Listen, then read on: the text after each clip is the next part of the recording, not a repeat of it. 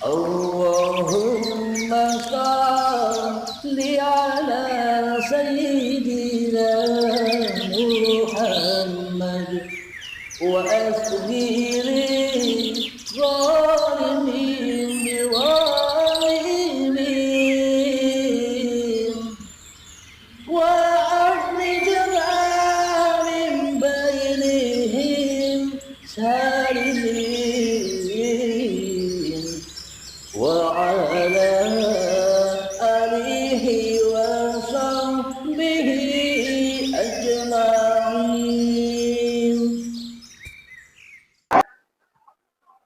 Berarti selama ini kita salah Tuhan, beda dengan Tuhannya Nabi Muhammad. Mana mungkin kita mendapatkan syafaatnya Nabi Muhammad atau mendapatkan syafaat Allah bila Allah tidak kita sembah di dalam hati kita.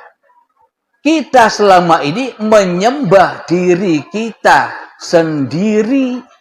Di dalam hati kita bilang, yang bisa masak aku, yang bisa minum aku, yang bisa ngerokok aku, yang bisa berdandan aku. Lah kalau semuanya aku, Allah buat apa? Apa Allah tidak bisa apa-apa? Yang tidak bisa apa-apa itu kita apa Allah? Selama ini seolah-olah kan Allah tidak bisa apa-apa. Allah tidak bisa duduk, Allah tidak bisa berdiri, Allah tidak bisa sholat, Allah tidak bisa ibadah, Allah tidak bisa masak, Allah tidak bisa ngerokok. Terus yang jadi Tuhan siapa sebenarnya? Anda apa Allah? Bisa diterima pemahamannya? Bisa dipahami? Nah, jadi untuk memperingati kelahiran Rasulullah, kita harus tahu diri kita ini siapa dulu. Diri kita ini kan hanya wayang. Diri kita ini kan hanya makhluk. Tapi di dalam hati kita, prakteknya kita jadi khalik daripada berpraktek menjadi makhluk. Coba dengarkan, ini loh Tuhannya Nabi Muhammad, biar tahu Anda. Biar dapat syafaatnya, dengarkan ya. Muhammad, bukan kamu yang lempar, aku yang lempar. Muhammad, bukan kamu yang memanah, aku yang memanah, kata Allah. Berarti Muhammadnya harus ada apa enggak ada? Muhammadnya harus hidup apa enggak hidup? Muhammadnya harus berkuasa atau enggak bisa puasa?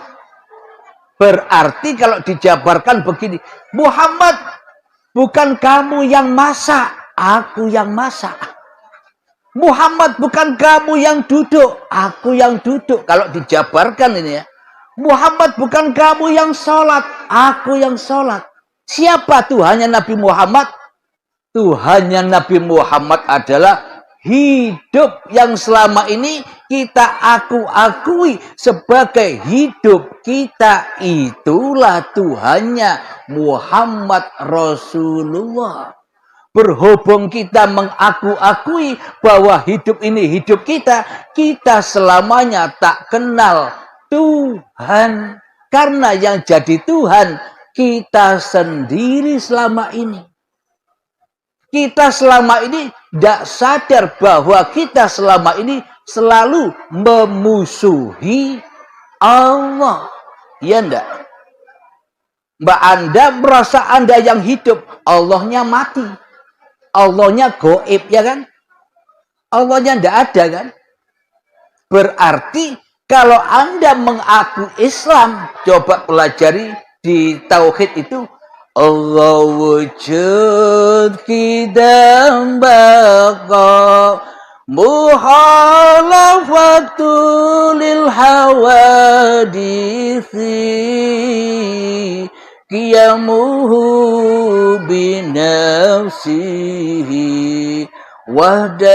wahdaniyah kudrat irada ilmu hayat sama basar, kalam qadiran muridan,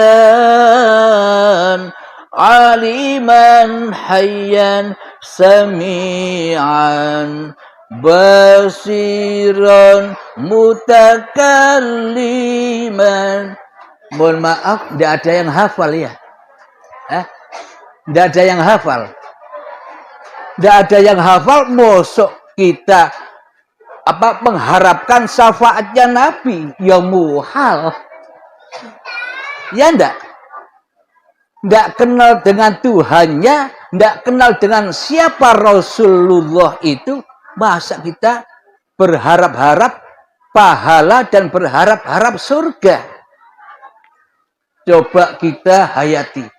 Anda sholat, Anda ibadah berharap-harap pahala dan berharap-harap surga.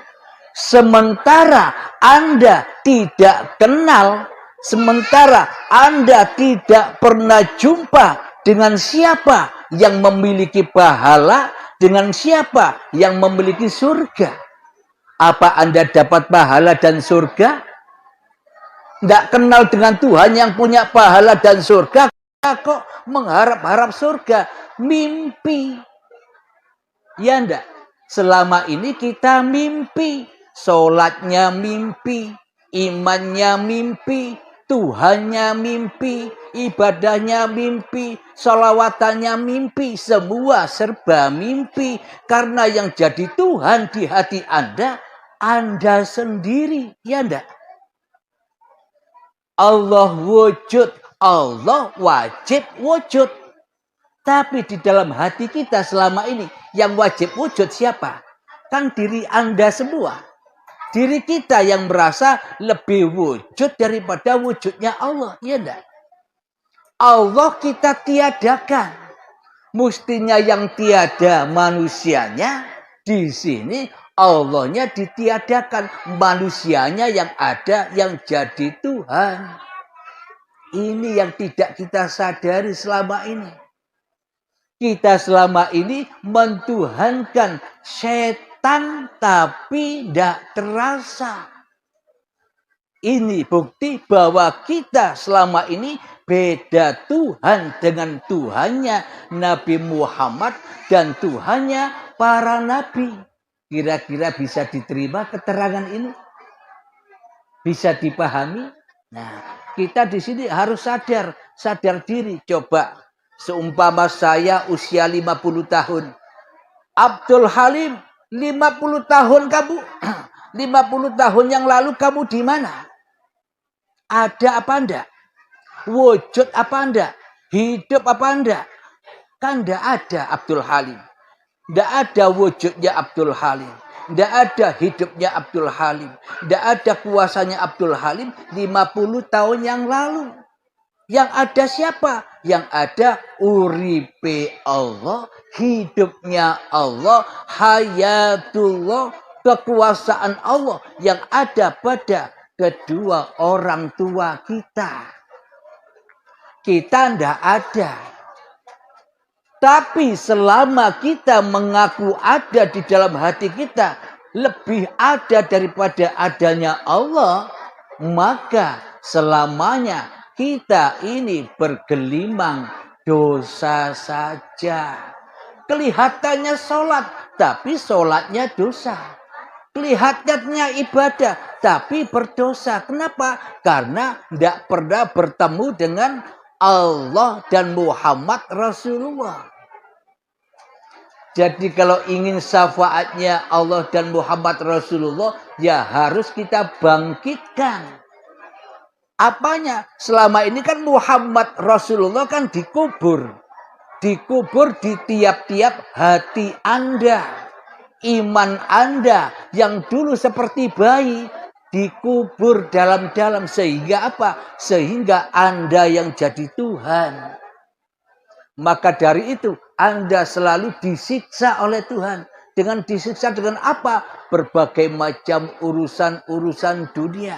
Ditakut-takuti dengan urusan-urusan dunia. Maka dari itu lahirkanlah Muhammad Rasulullah itu di dalam setiap dada kita.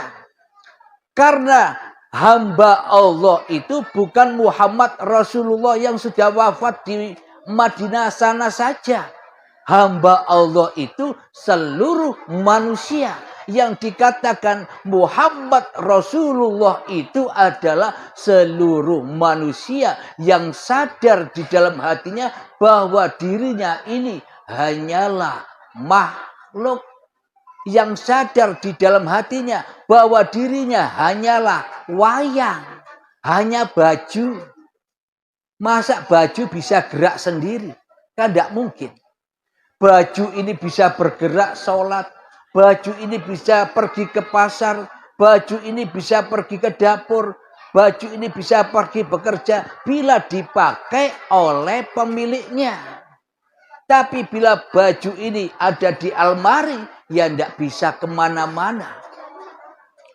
Jadi jasad kita ini dibentuk oleh Allah sampai menjadi bayi, ya dipakai oleh uripe Allah. Kita sadar itu. Tapi selama ini kita telah merampas kuasa Allah. Kita merampas wujudullah. Di dalam hati kita tidak ada tauhid. Di dalam hati kita selama ini selalu mentauhidkan hawa nafsu daripada mentauhidkan Allah. Ya enggak? Yang ada di dalam hati kita kan hanya kita sendiri. Mana Tuhannya? Kalau tidak ada Tuhannya, mana mungkin kita disebut telah bertuhan? Kok tidak ada Tuhannya? Tuhannya gaib. Berarti selama ini kita belum bertuhan. Apa buktinya? Sholatnya nyembah makhluk. Allahu Akbar. Di dalam hatinya, ini sholatku. Aku yang sholat. Terus iblisnya nyulik. Bro, ayo kita keluar bro. Ke pasar bro. Ayo belanja bro. Ayo lihat emas bro. Itu kan yang ada di hati kita. Berarti kan kita tidak menyembah Allah. Tapi menyembah dunia. Kalau kita tidak menyembah Tuhannya Nabi Muhammad. Bagaimana mungkin kita dapat syafaatnya? Kira-kira mau bertemu Nabi Muhammad? Nabi Muhammad adalah contoh suri tauladan untuk seluruh manusia. Bukan untuk umat Islam saja. Seluruh manusia. Jadi yang bisa Isra Mi'raj bukan Nabi Muhammad saja. Coba kita buktikan di dalam Al-Quran Al-Isra ayat pertama. Bismillahirrahmanirrahim. Subhanalladzi asra bi Muhammadin bin Abdullah.